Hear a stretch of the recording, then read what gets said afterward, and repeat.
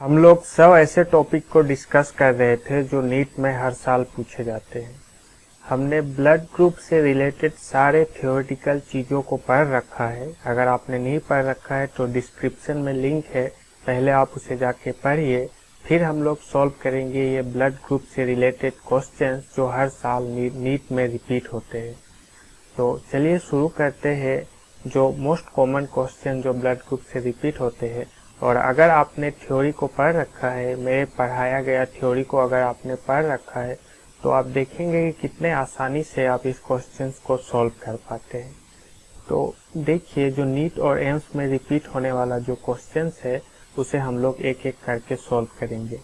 तो सबसे पहला क्वेश्चन जो आप यहाँ पे देख रहे हैं, person with blood group A B is considered as universal recipient because, मैंने कहा था जो ए बी ब्लड ग्रुप वाले जो इंडिविजुअल होते हैं उनके आरबीसी के सरफेस पे ए एंटीजन होता है और बी एंटीजन, दोनों ही एंटीजन होता है। इसीलिए वो ब्लड ग्रुप को हम लोग ए बी ग्रुप कहते हैं। और जो कि इसके आरबीसी के सरफेस पे दोनों ही एंटीजन है, ए और बी दोनों ही एंटीजन है, इसीलिए इसके प्लाज्मा में कोई भी एंटीबॉडी नहीं रहेगा। इसके प्लाज्मा में ना तो ए एंटीबॉडी रहेगा और ना ही बी एंटीबॉडी रहेगा, क्योंकि अगर इसके प्लाज्मा में एंटीजन का काउंटर पार्ट एंटीबॉडी अगर रहता तो उसके आरबीसी के सरफेस पे जो एंटीजन लगा है उस पे जाके लग जाता, और जब वो लगेगा तब उस आरबीसी का डिस्ट्रक्शन कर देगा। इसीलिए प्लाज्मा में कोई भी एंटीबॉडी नहीं रहेगा, ए बी ग्रुप वाले के प्लाज्मा में कोई भी एंटीबॉडी नहीं रहेगा।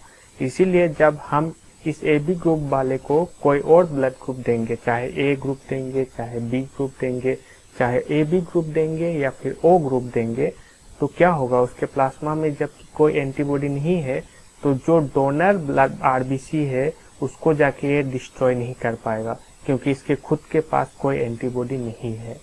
तो इसके प्लाज्मा में ना ही ए एंटीबॉडी है ना ही बी एंटीबॉडी है, लेकिन इसके आरबीसी के सरफेस पे ए एंटीजन और बी एंटीजन दोनों है, इसीलिए इस इंडिविजुअल का ब्लड ग्रुप ए बी है। तो ऑप्शन में देखेंगे आप, both A and B antigen on RBC but no antibody in the plasma, ये सही आंसर हो सकता है। Both A and B antibody in the plasma, मैंने कहा प्लाज्मा में कोई भी एंटीबॉडी नहीं रहता है, और यहाँ पे दिया हुआ है both A and B antibody in the plasma, तो ये गलत ऑप्शन है।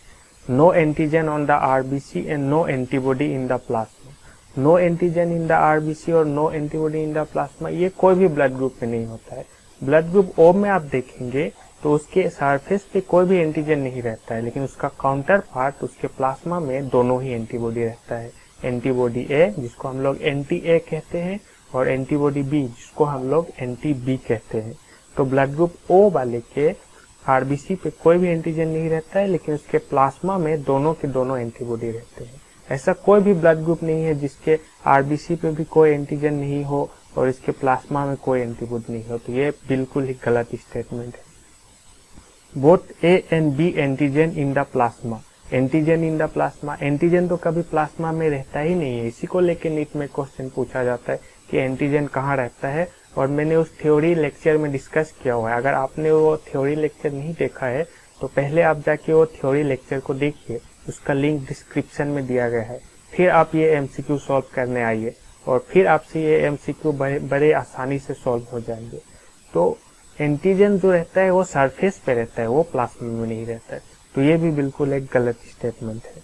तो इसका राइट आंसर क्या होगा, इसका राइट आंसर होगा कि ए बी ब्लड ग्रुप को हम लोग यूनिवर्सल रिसिपिएंट इसलिए कहते हैं क्योंकि उसके आरबीसी के सरफेस पे ए एंटीजन और B antigen, A antigen B antigen दोनों ही रहता है, लेकिन उसके प्लाज्मा में कोई भी एंटीबॉडी नहीं रहता है।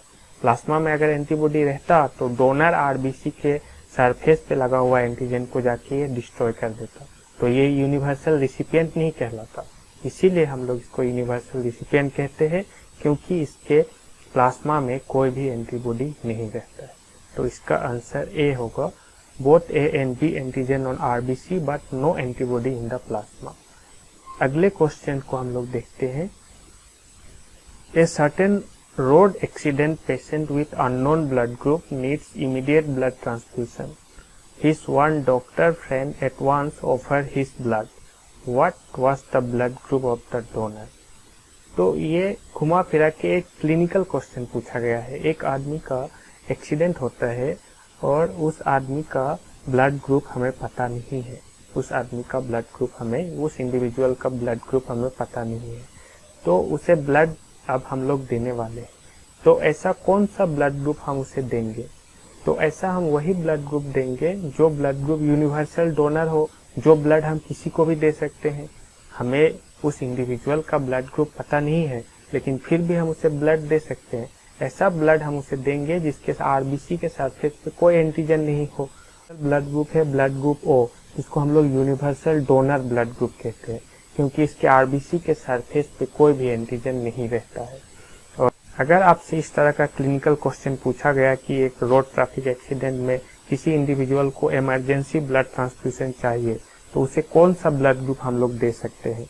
तो उसका आंसर होगा ब्लड ग्रुप ओ हम लोग दे सकते हैं, क्योंकि वो ब्लड ग्रुप ओ में के आरबीसी के सरफेस पे कोई एंटीजन नहीं रहता है। और स्पेसिफिकली आपसे पूछा जाएगा कि उसे ब्लड ग्रुप ओ पॉजिटिव देंगे या फिर ओ नेगेटिव देंगे, तो उसका आंसर होगा ओ नेगेटिव, क्योंकि ओ नेगेटिव के सरफेस पे ना तो ए एंटीजन होगा, ना तो बी एंटीजन होगा, और ना ही आरएच का एंटीजन होगा, जिसको हम लोग डी एंटीजन बोलते हैं। कोई भी एंटीजन वहां पे नहीं होगा।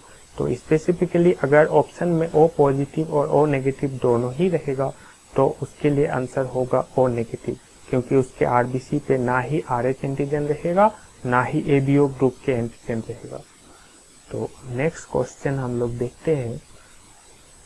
A person with unknown blood group under ABO system, ABO system यहाँ पे सिस्टम मेंशन कर दिया गया, सिर्फ एबीओ सिस्टम की बात हो रही है यहाँ पे, आरएच सिस्टम की बात यहाँ पे नहीं हो रही है।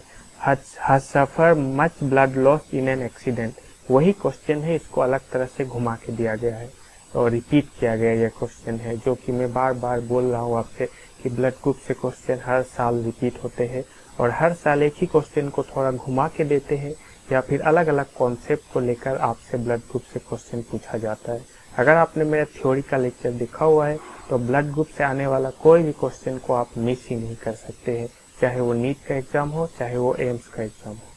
तो a person with unknown blood group under ABO system has suffered much blood loss in an accident and need immediate blood transfusion, उसे ब्लड की जरूरत है, लेकिन उसका ब्लड ग्रुप हमें पता नहीं है, अननोन ब्लड ग्रुप का है, तो उसे हम कौन सा ब्लड ग्रुप देंगे? His friend who has a valid certificate of his own blood type, उसका फ्रेंड का ब्लड टाइप है, वो कौन सा ब्लड टाइप है? Offer for blood donation without delay, what will have been the type of blood group of the donor friend, उसका friend का जिसके पास वो सर्टिफिकेट था उसका ब्लड ग्रुप क्या था जो डॉक्टर ने उसका ब्लड लेकर इस एक्सीडेंट वाले पेशेंट को दे दिया? तो फिर से वही कॉन्सेप्ट आता है, उसका ब्लड ग्रुप था ओ, टाइप ओ। तो यहाँ पे सिर्फ एबीओ सिस्टम का बात हो रहा है, अगर आरएच सिस्टम भी इसमें इंक्लूड किया जाता तो इसका ब्लड ग्रुप होता ओ नेगेटिव, क्योंकि ओ नेगेटिव ही बेटर ऑप्शन है ओ पॉजिटिव से। तो ओ नेगेटिव को हम लोग यूनिवर्सल डोनर बोल सकते हैं। अगर ऑप्शन में ओ नेगेटिव और ओ पॉजिटिव दोनों ही दिया गया है तो बेटर आंसर होगा ओ नेगेटिव। वही कॉन्सेप्ट से रिलेटेड ये क्वेश्चन है। अगला क्वेश्चन को हम लोग देखते हैं। Given below are the 4 statement regarding human blood circulatory system. ये सिर्फ इस क्वेश्चन में सिर्फ ब्लड ग्रुप का कॉन्सेप्ट ही इंक्लूड नहीं है, बाकी और टॉपिक का कॉन्सेप्ट भी इसमें इंक्लूड किया गया है। तो बाकी और टॉपिक हमने अभी पढ़ नहीं रखा है, अभी तक हमने जितना पढ़ रखा है उससे हम इस क्वेश्चन को सॉल्व करने का कोशिश करते हैं। तो पहला ऑप्शन दिया गया है, artery are thick wall and have narrow lumen as compare to vein. ये आपको पता नहीं होगा, इसके बारे में हमने अभी पढ़ नहीं रखा है। Angina is acute chest pain when the blood circulation to the brain is reduced. ये भी हमने पढ़ नहीं रखा है, तो इसके बारे में आपको अभी पता नहीं होगा। Person with blood group A B can donate blood to any person with any blood group under ABO system. क्या ए बी ग्रुप वाले किसी को भी ब्लड डोनेट कर सकते हैं? नहीं कर सकते हैं। यूनिवर्सल डोनर ओ है, ना कि ए बी। ए बी वाले ग्रुप यूनिवर्सल रिसिपिएंट है, उसके प्लाज्मा में कोई एंटीबॉडी नहीं है, इसीलिए वो यूनिवर्सल रिसिपिएंट है। यूनिवर्सल डोनर कौन है? डोनर का जब भी हम लोग बात करते हैं तो हम लोग आरबीसी को देखेंगे। आरबीसी के अगर कोई एंटीजन नहीं है तो वो यूनिवर्सल डोनर होगा। और रिसिपिएंट की जब हम लोग बात करते हैं तो हम लोग प्लाज्मा में देखेंगे। प्लाज्मा में अगर कोई भी एंटीबॉडी नहीं है तो उस ब्लड ग्रुप को हम लोग यूनिवर्सल रिसिपिएंट कहते हैं। तो क्या ये ए बी ब्लड ग्रुप वाले किसी को भी ब्लड डोनेट कर सकते हैं? नहीं कर सकते। ये यूनिवर्सल डोनर नहीं, ये यूनिवर्सल रिसिपिएंट है। तो ये स्टेटमेंट क्या है? ये स्टेटमेंट एक गलत स्टेटमेंट है। तो option 3 which of the above statement are correct, जिसमें ऑप्शन 3 लगा हुआ है वो स्टेटमेंट क्या है? ये स्टेटमेंट एक गलत स्टेटमेंट है। इसमें भी ऑप्शन 3 है, ये स्टेटमेंट एक गलत स्टेटमेंट है। तो इस तरह से आप ऑप्शंस को रूल आउट कर सकते हैं ब्लड ग्रुप का ही कॉन्सेप्ट में। जो कि मैंने यहाँ पे कहा, इसमें सिर्फ ब्लड ग्रुप का कॉन्सेप्ट नहीं लगा है और भी टॉपिक्स का कॉन्सेप्ट लगा है। तो ब्लड ग्रुप के कॉन्सेप्ट से रिलेटेड हमने जो अभी तक जो हमने पढ़ रखा है उसके हिसाब से हमने ये 2 ऑप्शन को एक्सक्लूड कर दिया है। और बाकी इस क्वेश्चन का आंसर क्या होगा जब हम लोग अगले टॉपिक को पढ़ेंगे, जब हम लोग एंजाइना को पढ़ेंगे, जब हम लोग आर्टियल और वेनस सिस्टम को पढ़ेंगे, तब आप देखेंगे कि इस क्वेश्चन का आंसर क्या होगा। अगले क्वेश्चन को हम लोग देखते हैं। In the ABO system of blood group if both antigen are present but no antibody the blood group of the individual will be. ये बहुत ही सिंपल क्वेश्चन है। अभी तक हमने इसको डिस्कस कर लिया है कि इसके आरबीसी के सरफेस पे ए एंटीजन और बी एंटीजन दोनों है। बोथ एंटीजन ए और B are present but antibody इसके प्लाज्मा में कोई भी एंटीबॉडी नहीं है। तो ब्लड ग्रुप क्या होगा इसका? Blood group A B group होगा इसका। अगले क्वेश्चन को हम लोग देखते हैं। What is the correct for blood group O? Blood group O के बारे में करेक्ट क्या है? ब्लड ग्रुप ओ के बारे में हमें पता है कि इसके आरबीसी के सरफेस पे कोई भी एंटीजन नहीं रहता है और इसके प्लाज्मा में anti A or anti B दोनों ही रहता है। तो ऑप्शन देखते हैं हम लोग। No antigen but both A and B antibody are present. जी हाँ, यही बिल्कुल सही आंसर है इसका। A antigen and B antibody is present, ये गलत है क्योंकि इसके सरफेस पे कोई भी एंटीजन नहीं रहता है। Antigen and antibody are absent, ये भी गलत है। एंटीबॉडी रहता है इसके प्लाज्मा में। A and B antigen and A and B antibody are present, दोनों कभी नहीं रह सकता। लैंडस्टेनर लोग क्या कहता है? अगर इसके सरफेस पे ए एंटीजन होगा तो प्लाज्मा में ए एंटीबॉडी नहीं होगा। अगर सरफेस पे बी एंटीजन होगा तो प्लाज्मा में बी एंटीबॉडी नहीं होगा। हमने थ्योरी में पढ़ रखा है लैंडस्टेनर लॉ क्या है। तो इस हिसाब से इसका आंसर क्या होगा? इसका आंसर होगा A. No antigen but both A and B antibody are present. अगले क्वेश्चन को देखते हैं हम लोग। The blood group with antibody A and antibody B is, मतलब इसके प्लाज्मा में एंटीबॉडी ए है और एंटीबॉडी बी है, लेकिन इसके आरबीसी के सरफेस पे लैंडस्टेनर लॉ के हिसाब से अगर प्लाज्मा में ए एंटीबॉडी और बी एंटीबॉडी दोनों ही है तो इसके सरफेस पे क्या होगा? दोनों ही एंटीजन नहीं होगा, क्योंकि लैंडस्टेनर लॉ ने यही कह रखा है कि अगर प्लाज्मा में कोई भी एंटीजन है तो उसका काउंटर पार्ट एंटीबॉडी सरफेस पे नहीं रहेगा, या फिर सरफेस पे कोई भी एंटीजन है तो उसका काउंटर पार्ट एंटीबॉडी प्लाज्मा में नहीं रहेगा। तो लैंडस्टेनर लॉ के हिसाब से अगर इसके प्लाज्मा में ए एंटीबॉडी और बी एंटीबॉडी दोनों ही है तो ये ब्लड ग्रुप कौन सा होगा? ब्लड ग्रुप ओ, क्योंकि ब्लड ग्रुप ओ ही है जिसके सरफेस पे कोई भी एंटीजन नहीं है और उसके प्लाज्मा में दोनों एंटीबॉडी है, ए और बी। अगले क्वेश्चन को हम लोग देखते हैं। The genotype of B blood group father of an O blood group child is, तो ये जेनेटिक्स से रिलेटेड ब्लड ग्रुप है। कौन कौन सा जीन हमने पढ़ रखा है थ्योरी में अच्छे से कि किस तरह से जेनेटिक इन्फ्लुएंस ब्लड ग्रुप को डिटरमाइन करता है। तो आइए इस क्वेश्चन को सॉल्व करने के लिए हम लोग ट्राई करते हैं। The genotype of B blood group father, कहने का मतलब यहाँ पे फादर का ब्लड ग्रुप क्या है? फादर का ब्लड ग्रुप है B of an O blood group child, और चाइल्ड का ब्लड ग्रुप क्या है? चाइल्ड का ब्लड ग्रुप है ओ इस। तो फादर का ब्लड ग्रुप क्या होगा जिससे कि चाइल्ड का ब्लड ग्रुप ओ होगा? फादर का ब्लड ग्रुप जो बी है उसका जीनोटाइप क्या होगा जिससे कि चाइल्ड का ब्लड ग्रुप ओ होगा? तो आइए समझने का बात करते हैं कि बी ब्लड ग्रुप से रिलेटेड कौन कौन सा जीनोटाइप है। बी ब्लड ग्रुप हमने जेनेटिक्स में पढ़ रखा है। मेरे पहले का लेक्चर जो ब्लड ग्रुप का थ्योरी का लेक्चर है उसमें हमने पढ़ रखा है कि बी फिनोटाइप होने के लिए कौन कौन सा जीनोटाइप हो सकता है।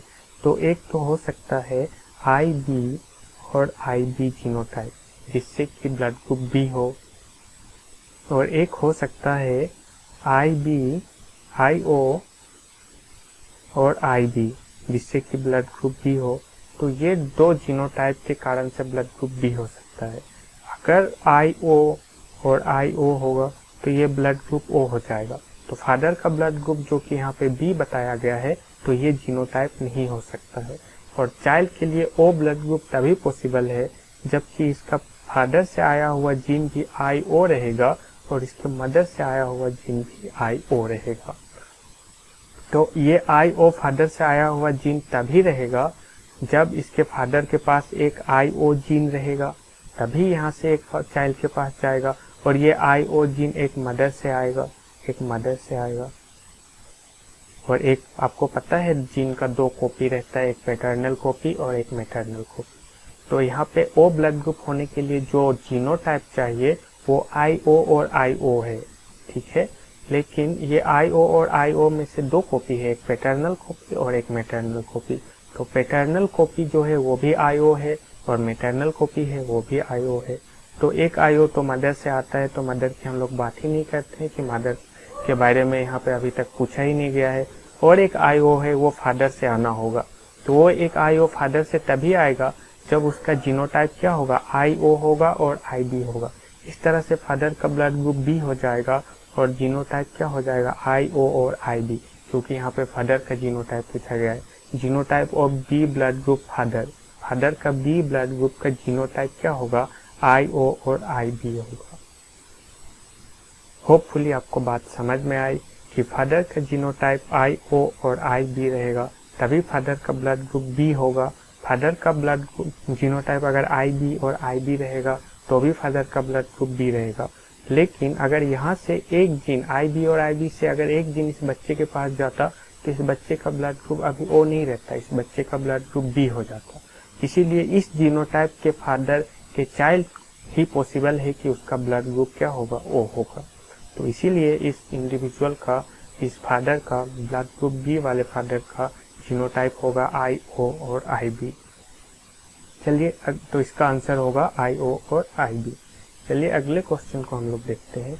Blood group AB half, AB blood group के पास क्या है, हमने पढ़ रखा है AB ब्लड ग्रुप के RBC पे A एंटीजन रहता है और इसके प्लाज्मा में कोई भी एंटीबॉडी नहीं रहता है।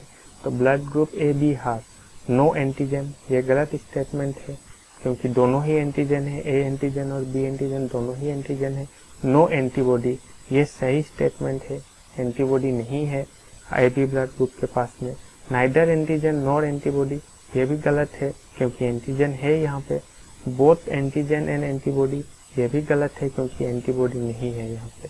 तो इस क्वेश्चन का आंसर क्या होगा, नो एंटीबॉडी, ठीक है। The person with blood group A requires blood. The blood group which can be given is, अगर A वाले ब्लड ग्रुप को अगर यहाँ पे मेंशन किया गया है कि A वाले ब्लड ग्रुप इंडिविजुअल को ब्लड चाहिए तो उसको तो हम लोग A ब्लड ग्रुप दे ही सकते हैं। साथ ही साथ उसको हम लोग ऐसा ब्लड ग्रुप दे सकते हैं जो कि यूनिवर्सल डोनर ब्लड ग्रुप हो। तो यूनिवर्सल डोनर ब्लड ग्रुप क्या है, O। तो हम लोग इसको A ब्लड ग्रुप और O ब्लड ग्रुप दोनों ही दे सकते हैं। तो इसका आंसर होगा A और O। अगले क्वेश्चन को हम लोग देखते हैं। A man with blood group A marries a women with blood group B, what are all the possible blood group of their offspring. उसके बच्चे का और कौन कौन से ब्लड ग्रुप हो सकता है। तो अगर ए ब्लड ग्रुप है तो उसका जीनोटाइप या तो हो सकता है IA और IO या फिर उसका जीनोटाइप हो सकता है IA और IA। इसी दो जीनोटाइप से blood group A phenotype possible है और ब्लड ग्रुप B वाले का IB और IO हो सकता है या फिर IB और IB हो सकता है। तो इसी जो दो जीनोटाइप से blood group B phenotype possible है। तो इसको जब हम लोग क्रॉस करेंगे तो आप देखेंगे कि यहाँ पे A जीन है और यहाँ पे O जीन है, यहाँ पे O जीन है और यहाँ पे IB जीन है और यहाँ पे AA जीन है, AA और BB जीन है। तो इस इंडिविजुअल का ब्लड ग्रुप क्या क्या हो सकता है, अगर आप इसको क्रॉस करके देखेंगे तो एक हो सकता है इसका IA और यहाँ का IB। तो इस इंडिविजुअल का ब्लड ग्रुप, इसके ऑफस्प्रिंग, एक ऑफस्प्रिंग का ब्लड ग्रुप AB हो सकता है।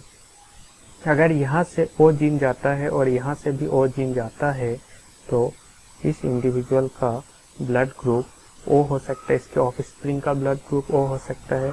अगर इसके इंडिविजुअल से यहाँ से ए जाता है और यहाँ से ओ जाता है तो इस इंडिविजुअल का ब्लड ग्रुप ए हो सकता है। उसी तरह से अगर यहाँ से ओ जाता है और यहाँ से बी जाता है तो इस इंडिविजुअल का ब्लड ग्रुप बी हो सकता है। क्योंकि यहाँ पे आपको जीनोटाइप मेंशन करके नहीं दिया है, इसीलिए आपको सभी पॉसिबल जीनोटाइप सोचने पड़ेंगे। तो इस ए ब्लड ग्रुप पेरेंट्स के सभी पॉसिबल जीनोटाइप एक तो ये हो सकते हैं, एक तो ये हो सकते हैं। बी ब्लड ग्रुप के सभी पॉसिबल जीनोटाइप एक तो ये हो सकते हैं, एक तो ये हो सकते हैं। यहाँ पे जो कि जीनोटाइप मेंशन नहीं किया गया है, इसीलिए आपको सभी जीनोटाइप कंसीडर करने पड़ेंगे। तो सभी जीनोटाइप कंसीडर करके इसके ऑफस्प्रिंग जो होंगे उसके ब्लड ग्रुप या तो ए बी हो सकता है, या बी ओ हो सकता है, या फिर ए हो सकता है, या फिर बी हो सकता है। सभी तरह के पॉसिबल फिनोटाइप पॉसिबल है इस जीनोटाइप को लेकर अभी अगर हम चलते हैं तो इसीलिए इसका आंसर होगा ए बी दोनों ही इसका आंसर होगा। ए बी और ओ ये चारों ही इसका आंसर होगा। सभी के सभी ब्लड ग्रुप पॉसिबल है। तो इस क्वेश्चन का आंसर होगा ए, जिसमें कि ऑप्शन चारों है, 1, 2, 3 और चारों है। तो इसका आंसर होगा ए बी और ओ। हमने सॉल्व किया किस तरह से इसका आंसर होगा, क्योंकि हम लोग सभी जीनोटाइप को लेकर हमें चलना है। अगर यहाँ पे मेंशन कर देता कि इस ब्लड ग्रुप ए वाले का जीनोटाइप है IA और IA, तब आंसर चेंज हो जाता। और अगर मेंशन कर देता कि इस ब्लड ग्रुप वाले का जीनोटाइप है, बी वाले का जीनोटाइप है IB और IB, तब इसका आंसर चेंज हो जाता। लेकिन यहाँ पे जो कि जीनोटाइप मेंशन नहीं किया गया है, इसीलिए हम लोगों ने सभी जीनोटाइप को लेकर चला है। अगले क्वेश्चन को हम लोग देखते हैं।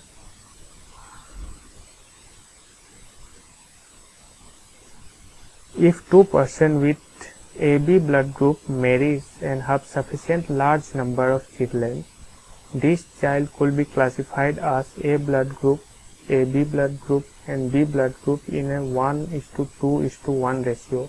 Modern technique of protein electrophoresis reveals presence of both A and B type of protein in AB blood group individual. तो इस यहाँ पे क्वेश्चन को घुमा फिरा के दिया गया है, तो अच्छा यही होगा कि आप ऑप्शंस को पढ़ ले। This is an example of partial dominance, complete dominance, core dominance and incomplete dominance. जो कि मैंने बोला है कि एबीओ ब्लड ग्रुप एक एग्जांपल है कोर डोमिनेंस का। तो ए बी जब ब्लड ग्रुप दोनों ही रहता है तो उसका एग्जांपल है, और या फिर ए और बी दोनों ही एंटीजन जब आरबीसी पे रहता है तो वो ना ही एक दूसरे के ऊपर डोमिनेट करता है, ना ही एक दूसरे को सप्रेस करता है। इसीलिए ये ए बी ब्लड ग्रुप जब दोनों एक साथ रहते हैं तो हम लोग कहते हैं ये को डोमिनेंस में है। और जो कि जीनोटाइप, यहाँ हम लोग देखते हैं कि 6 तरह का जीनोटाइप मिलके 4 तरह का फिनोटाइप को बनाता है, और उस 6 तरह के जीनोटाइप को जब हम उसमें एलील को देखने जाते हैं तो हमें 3 एलील मिलता है। इसीलिए ब्लड ग्रुप को हम लोग को डोमिनेंस और मल्टीपल एलीलिज्म का एग्जाम्पल भी कहते हैं। तो यहाँ पे क्वेश्चन को आपको पूछ के कंफ्यूज किया गया है, लेकिन जब आप ऑप्शंस को पढ़ेंगे तो आपको पता चलेगा कि एबीओ ब्लड ग्रुप जो है ये को डोमिनेंस का एक एग्जाम्पल है। तो आप यहाँ पे देखेंगे कि ये एबीओ जो ब्लड ग्रुप है ये को डोमिनेंस का एग्जाम्पल है, पार्शियल डोमिनेंस का एग्जाम्पल नहीं है। अगर कंप्लीट डोमिनेंस रहता तो कोई एक ही एंटीजन एक्सप्रेस होता, कोई एक ही जीन एक्सप्रेस होता। इनकम्प्लीट डोमिनेंस रहता तो भी कोई एक ही जीन एक्सप्रेस रहता, या फिर किसी इंडिविजुअल में ए होता, किसी इंडिविजुअल में बी होता। लेकिन यहाँ पे दोनों के दोनों जीन एक्सप्रेस हो रहे हैं, इसीलिए एग्जाम्पल है ये को डोमिनेंस का। अगले क्वेश्चन को हम लोग देखते हैं। ABO blood group in human are controlled by the gene I. It has 3 allele IA, IB and I. Since there are 3 allele, 6 different genotypes are possible. How many phenotypes can occur? हमने इसे solve कर रखा है कि blood group में 6 तरह का genotype रहता है, और 6 तरह का जीनोटाइप मिल करके 4 तरह का फिनोटाइप बनाता है। मैं फिर से रिपीट कर रहा हूँ, अगर आपको समझ में नहीं आया तो आप मेरा वो वीडियो जाके देखिए, ब्लड ग्रुप के ऊपर जो थियोरेटिकल वीडियो है उसको जाके आप देखिए। अगले क्वेश्चन को हम लोग देखते हैं, ABO blood grouping is controlled by gene I. ये सेम क्वेश्चन है, इसका आंसर हमने सॉल्व किया है, इसका आंसर होगा 4 तरह का फिनोटाइप पॉसिबल है। The most popularly known blood grouping is the ABO grouping. It has name ABO and not ABC because O in it refers to half. ABC, C क्यों नहीं बोलते हम इसको, एबीओ क्यों बोलते हैं, ए बी के बाद सी आना चाहिए, लेकिन ब्लड ग्रुप को हम लोग ए बी ओ क्यों बोलते हैं। ओ इसलिए बोलते हैं क्योंकि उसके सरफेस पे, ओ ब्लड ग्रुप के सरफेस पे कोई भी एंटीजन नहीं रहता है। Over dominance of this type of gene for A B type गलत स्टेटमेंट है। One antibody only either A or anti antibody on the RBC गलत है। ओ ब्लड ग्रुप के प्लाज्मा में दोनों ही एंटीबॉडी रहता है। No antigen A and B on the RBC, ये बिल्कुल ही सही स्टेटमेंट है। ओ इसलिए बोलते हैं ताकि क्योंकि उसके आरबीसी के सरफेस पे कोई भी एंटीजन नहीं है। Other antigen beside A and B on the RBC, other antigen नहीं है। ओ ब्लड ग्रुप के आरबीसी पे कोई भी एंटीजन नहीं रहता है जो एक्सप्रेस होता है। A child blood group O, the parents blood group cannot be. अगर चाइल्ड का ब्लड ग्रुप ओ है तो उसका एक ही जीनोटाइप पॉसिबल है, आईओ और आईओ। आईओ और आईओ एक पेरेंट से आया हुआ जीन आईओ होना चाहिए, चाहे वो मैटरनल साइड से आए या पैटर्नल साइड से, और दूसरे पेरेंट से आया हुआ जीन जो मदर हो या फादर हो उसका भी जीन आईओ होना चाहिए, तभी बच्चे का ब्लड ग्रुप होगा ओ। तो ये कब पॉसिबल नहीं है, जब मदर और फादर का ब्लड ग्रुप कौन सा होगा, ताकि बच्चे का ब्लड ग्रुप कभी ओ हो ही नहीं सकता है। अगर उसके फादर का ब्लड ग्रुप ए बी है तो उसके जीन में कभी भी ओ जीन नहीं रह सकता, उसके जीनोटाइप में कभी भी ओ जीन नहीं रह सकता है। तो क्या बच्चे का ब्लड ग्रुप कभी भी ओ हो सकता है? नहीं हो सकता है। तो ए ब्लड ग्रुप वाले पेरेंट्स का बच्चे का ब्लड ग्रुप ओ हो सकता है, बी वाले पेरेंट्स का बच्चे का ब्लड ग्रुप ओ हो सकता है, क्योंकि ए ब्लड ग्रुप के जीनोटाइप को हम लोग देखेंगे तो आई ए और आई ओ पॉसिबल है। बी ब्लड ग्रुप वाले जीनोटाइप को देखेंगे तो आई बी और आई ओ पॉसिबल है। उसी तरह से ए वाले का आई ए और आई ओ पॉसिबल है, ए वाले का आई ए और आई ओ पॉसिबल है। लेकिन ए बी ब्लड ग्रुप है तो ए बी ब्लड ग्रुप में जीनोटाइप एक ही हो सकता है, आई ए और आई बी। तो इसमें से एक जीन का कॉपी जब जाएगा तो वो ओ वाले के ऊपर डोमिनेट करेगा। इसीलिए ए बी ब्लड ग्रुप वाले पेरेंट्स का चाइल्ड कभी भी ओ नहीं हो सकता है, क्योंकि इसके जीनोटाइप में ए और बी दोनों है और उसमें से एक को जाना पड़ेगा, और वो एक जब उस बच्चे के पास जाएगा तो वो ओ जीन के ऊपर डोमिनेट करेगा। इसके कारण से वो ब्लड ग्रुप अब ओ नहीं रहेगा, जो गया है वही हो जाएगा। अगर ए बी वाले के वहां से अगर ए जीन गया है तो उस बच्चे का ब्लड ग्रुप ए हो जाएगा, अगर बी जीन गया है तो उस बच्चे का ब्लड ग्रुप बी हो जाएगा, क्योंकि ए जीन हमेशा ओ जीन के ऊपर डोमिनेट करता है और बी जीन भी हमेशा ओ जीन के ऊपर डोमिनेट करता है। इसे हमने थ्योरी में समझ रखा है। अगले क्वेश्चन को देखते हैं हम लोग। A man of A blood group marry से women of a B blood group. A man of A blood group marry से women of a B blood group. A B blood what type of progeny will indicate that the man is heterozygous. Man is heterozygous कहने का मतलब है man के पास जो gene है वो gene एक ही नहीं है, मतलब उसका जीन एक आई ए है और एक आई ओ है, लेकिन इस इंडिविजुअल का ब्लड ग्रुप क्या है? ए। तो इससे ये पॉसिबल कब होगा? जब उसका जीनोटाइप हेटेरोजाइगस है लेकिन उसका ब्लड ग्रुप ए है। तो ये जब जीनोटाइप आई ए और आई ओ होगा तभी पॉसिबल होगा। हमने पढ़ रखा है इसे थ्योरी में। और इसके पेरेंट्स का जो एक वुमेन है उसका ब्लड ग्रुप है ए बी, तो उसका जीनोटाइप क्या होगा? आई ए और आई बी। तो ये मेन हेटेरोजाइगस है। ये कौन सा ऑफस्प्रिंग है जिससे हमें पता चलेगा कि ये जो मेन है ये हेटेरोजाइगस है, मतलब उसका जो जीन है वो आई ए नहीं है, इसका जीन जो है वो आई ए और आई ओ है। तो इसका कौन सा ऑफस्प्रिंग से हमें पता चलेगा? इसका ऑफस्प्रिंग को क्या होना पड़ेगा? इसका ऑफस्प्रिंग को होना पड़ेगा आई बी और आई ओ, जिसके कारण इसका ब्लड ग्रुप हो जाएगा बी। तो ब्लड ग्रुप बी का अगर चाइल्ड होता है, अगर उसके एक पेरेंट्स का ब्लड ग्रुप ए है और एक पेरेंट्स का ब्लड ग्रुप ए बी है और उसके चाइल्ड का ब्लड ग्रुप अगर बी होता है, तभी हमें पता चलेगा वो जो उसका जो फादर था उसका ब्लड ग्रुप का जीनोटाइप क्या था, हेटेरोजाइगस था।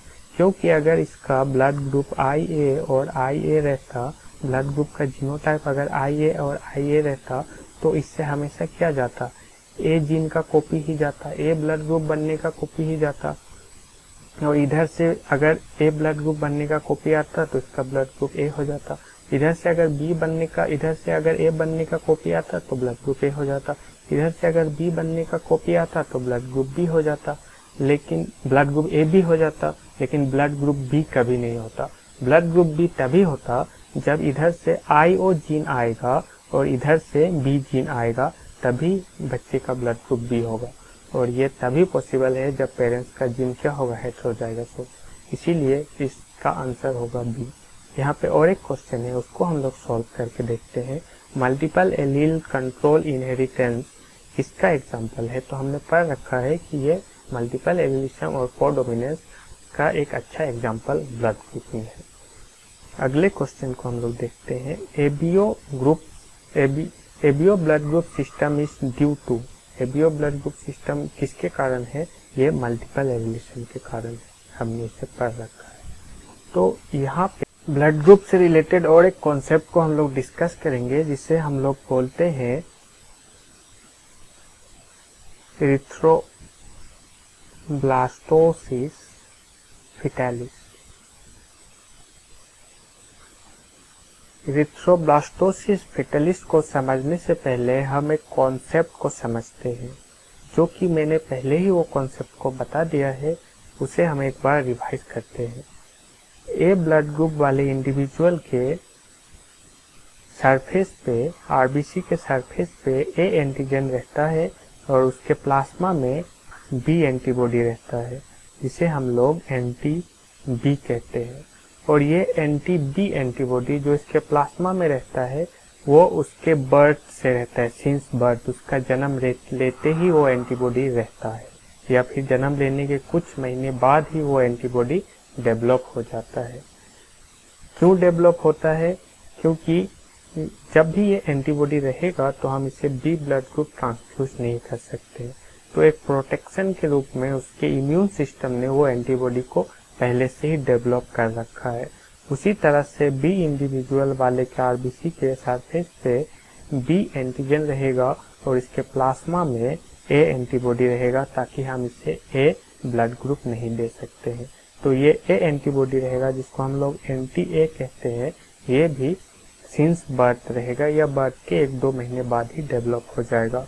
और ए बी ब्लड ग्रुप के आरबीसी के सरफेस पे ए एंटीजन और बी एंटीजन दोनों ही रहेगा और उसके प्लाज्मा में कोई भी एंटीबॉडी नहीं रहेगा, क्योंकि लैंडस्टेनर लॉ यही कहता है कि जिसके सरफेस पे ए एंटीजन रहेगा उसके प्लाज्मा में ए एंटीबॉडी नहीं रहेगा। जिसके सरफेस पे ए एंटीजन और बी एंटीजन दोनों ही रहेगा, उसके प्लाज्मा में ना तो ए एंटीबॉडी रहेगा ना तो बी एंटीबॉडी रहेगा, क्योंकि एंटीजन का काउंटर पार्ट है एंटीबॉडी, और दोनों एक साथ कभी भी नहीं रह सकते हैं। अगर एंटीजन और एंटीबॉडी एक साथ रहेगा तो उस आरबीसी को डिस्ट्रॉय कर देगा, क्योंकि एंटीबॉडी जाके हमेशा एंटीजन को डिस्ट्रॉय करता है। और ओ ब्लड ग्रुप के आरबीसी पे कोई भी एंटीजन नहीं है, इसीलिए इसके प्लाज्मा में एंटीबॉडी ए और antibody B, anti A or anti B दोनों ही रहेगा।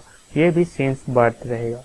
लेकिन जब भी हम लोग आरएच सिस्टम की बात करते हैं, आरएच सिस्टम की बात करते हैं जिसे हम लोग डी एंटीजन कहते हैं। डी एंटीजन अगर किसी इंडिविजुअल के आरबीसी के सरफेस पे अगर डी एंटीजन है तो उसे हम लोग आरएच पॉजिटिव कहेंगे।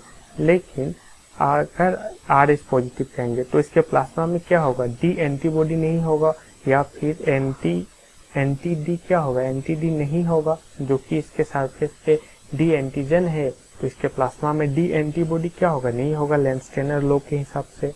उसी तरह से अगर इसके आरबीसी के सरफेस पे डी एंटीबॉडी नहीं है तो क्या इसके प्लाज्मा में डी एंटीबॉडी होगा। इसके सरफेस पे अगर डी एंटीजन नहीं है तो क्या इसके प्लाज्मा में डी एंटीबॉडी होगा।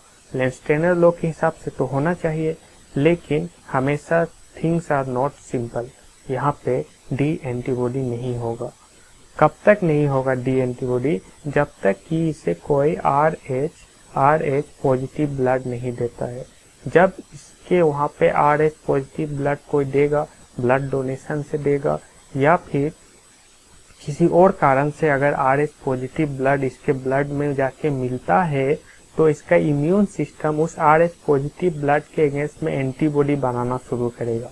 RH पॉजिटिव ब्लड कहने का मतलब RH पॉजिटिव ब्लड के ऊपर जो डी एंटीजन है उसके अगेंस्ट में ये एंटीबॉडी बनाना शुरू करेगा, और उस एंटीबॉडी को हम कहेंगे एंटी डी, जो कि डी एंटीजन के अगेंस्ट में एंटीबॉडी बना है, इसीलिए हम लोग इसे कहेंगे एंटी डी एंटीबॉडी।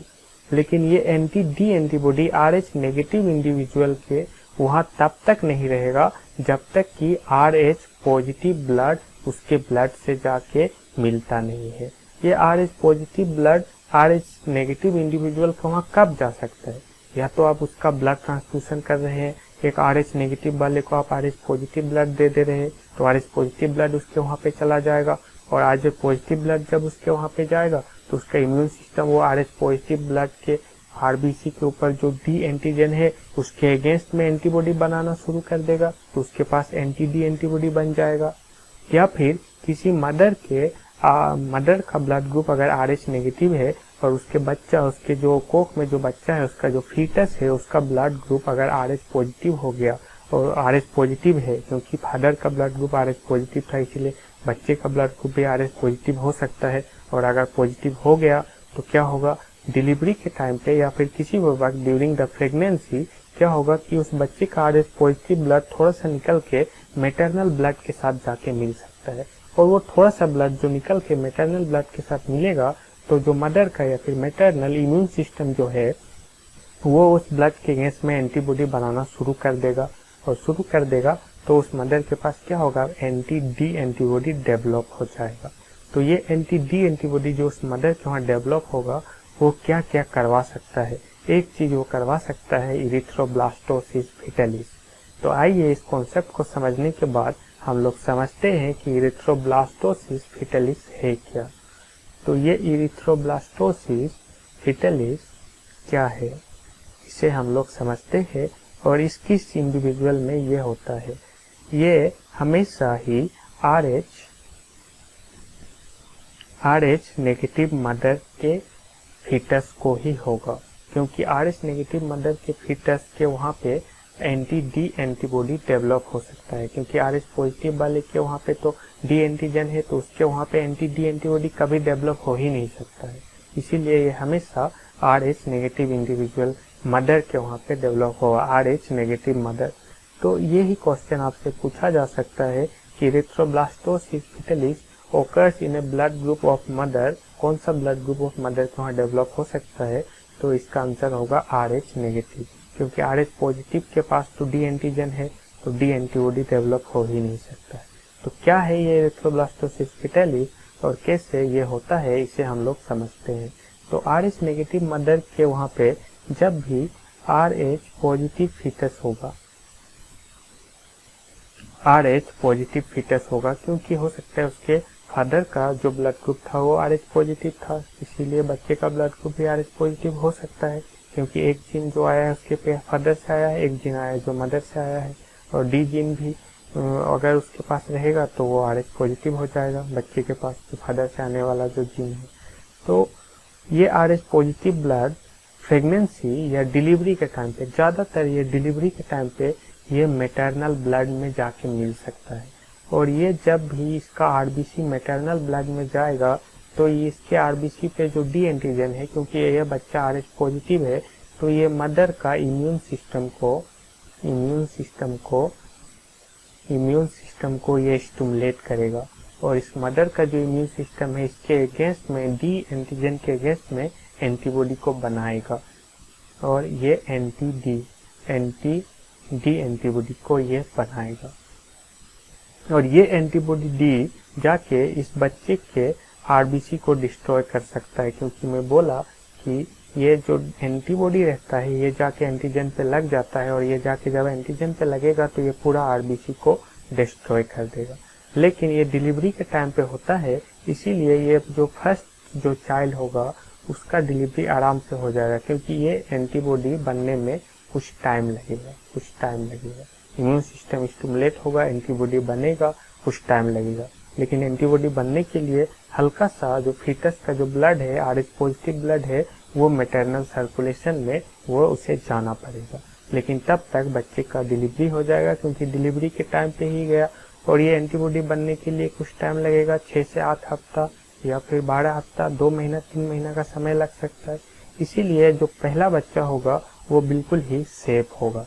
लेकिन सेकेंड प्रेगनेंसी या फिर थर्ड प्रेगनेंसी में अगर उसका चाइल्ड फिर से RH पॉजिटिव रहता है, RH अगर पॉजिटिव रहता है सेकेंड या थर्ड प्रेगनेंसी में, तो मदर के पास क्या है, एंटी डी बना हुआ तैयार है, और बच्चे के RBC पे क्या है, डी एंटीजन है।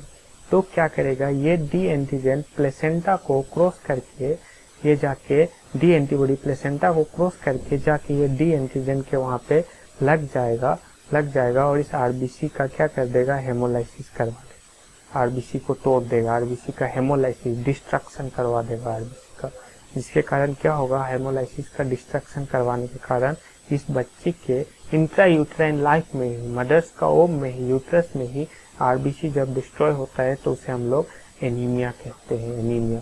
तो इस बच्चे का इंट्रा यूट्राइन लाइफ में ही एनीमिया हो जाएगा। और RBC का जब हेमोलाइसिस होता है तो RBC मिल के बना हुआ रहता है हेमोग्लोबिन से।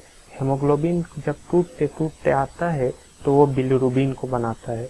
इसीलिए इस बच्चे का वहाँ पे बिलिरुबिन बहुत ही ज़्यादा हाई हो जाएगा, और बिलिरुबिन हाई होने से उस बच्चे को वहाँ पे जॉन्डिस होगा।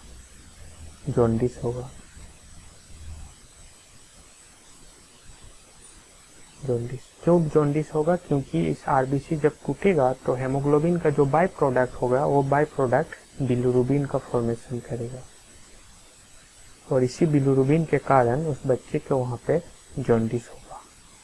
और ये बिलिरुबिन कभी कभी जाके उस बच्चे के ब्रेन में भी डिपॉजिट हो सकता है। इस कंडीशन को हम लोग कर्निक टेरस कहते हैं, कर्निक टेरस। तो ये बहुत ही हाई यहाँ पे ये टॉपिक है इरिथ्रोब्लास्टोसिस फीटलिस। और इरिथ्रोब्लास्टोसिस फीटलिस को लेकर क्या क्या क्वेश्चन आपसे पूछा जा सकता है। पहला क्वेश्चन आपसे पूछा जा सकता है कि इरिथ्रोब्लास्टोसिस फीटलिस होने के लिए मदर का ब्लड ग्रुप क्या होना पड़ेगा।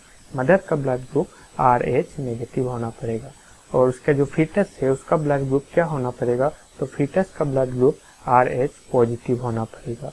क्या फर्स्ट चाइल्ड अफेक्ट होगा? फर्स्ट चाइल्ड अफेक्ट होने का चांसेस नील है, ना के बराबर है।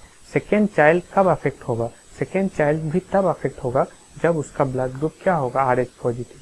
और RH पॉजिटिव ब्लड ग्रुप होगा तभी तो उसके RBC के सरफेस पे डी एंटीजन रहेगा, तभी तो एंटी-डी जो मदर के पास बना है आके उसको डिस्ट्रॉय करेगा। तो सेकेंड चाइल्ड भी तभी अफेक्ट होगा जब उस चाइल्ड का ब्लड ग्रुप क्या होगा, RH पॉजिटिव होगा। तो ये चौथा क्वेश्चन आपसे पूछा जा सकता है। और फिर आपसे पूछा जा सकता है कि इरिथ्रोब्लास्टोसिस फीटलिस होने से क्या क्या हो सकता है, या फिर बच्चे के RBC हेमोलाइसिस होने से क्या क्या हो सकता है। तो यहाँ पे देख सकते हैं RBC टूटने से एनीमिया और जॉन्डिस हो सकता है। जॉन्डिस बिलिरुबिन बढ़ने के कारण हो सकता है, जो RBC टूटने के बाद उसके हेमोग्लोबिन का जो बाई प्रोडक्ट है उसे हम लोग बिलिरुबिन कहते हैं, उसके कारण जॉन्डिस हो सकता है। ये बिलिरुबिन कभी कभी ब्रेन में जाके डिपॉजिट हो सकता है और ये कार्निक टेरस कर सकता है। तो इरिथ्रोब्लास्टोसिस फीटलिस क्या करवा सकता है, एनीमिया, जॉन्डिस और कार्निक टेरस। कार्निक टेरस क्या है? कार्निक टेरस बिलिरुबिन ब्रेन में डिपॉजिट होने के कारण हो रहा है। तो इरिथ्रोब्लास्टोसिस फीटलिस से आपको ये सब क्वेश्चन पूछे जा सकते हैं नीट और एम्स के एग्जाम में। ब्लड ग्रुप से रिलेटेड और क्या क्या क्वेश्चन आपसे पूछे जा सकते हैं जो अभी तक नहीं पूछे गए हो।